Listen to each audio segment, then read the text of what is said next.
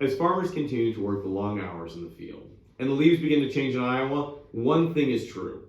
The status quo in Washington, D.C. is broken.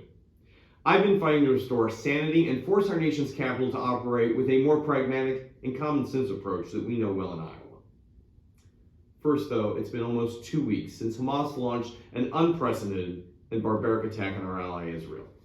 After learning of these heinous attacks of terror, I immediately took action to hold Hamas and their Iranian backers accountable while ensuring Israel had the support they needed from the U.S. government.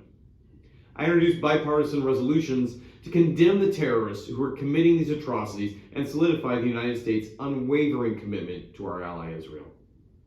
As we consider the national security consequences of these attacks, we cannot forget that Iran is the world's largest state sponsor of terrorism, including the material, financing, and training that supports Hamas. That's why I introduced the Revoke Iranian Funding Act to permanently freeze $6 billion in seized Iranian assets that were unfrozen by the Biden administration.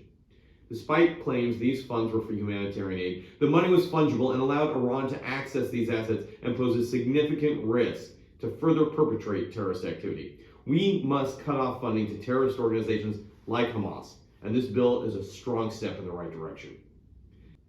Finally, shifting gears back to Iowa.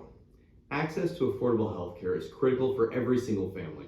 Unfortunately, too many Iowa families are struggling to afford necessary care due to out-of-control costs of prescription drugs. That's why I helped introduce the bipartisan Drug Price Transparency for Consumers Act to require advertisers to disclose the price tag on their medicine in commercials. Our bill will help empower patients, families, and providers to make informed decisions about their healthcare needs. In closing, I just want to say on a personal note, DC politics has been at its absolute worst recently.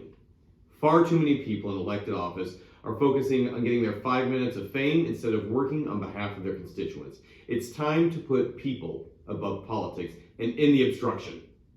I believe we must address the most pressing needs facing our country: reining in government spending, protecting Medicare and Social Security, passing a farm bill that supports Iowa's farmers and our rural communities, securing our southern border, and supporting our strongest ally in the Middle East, Israel.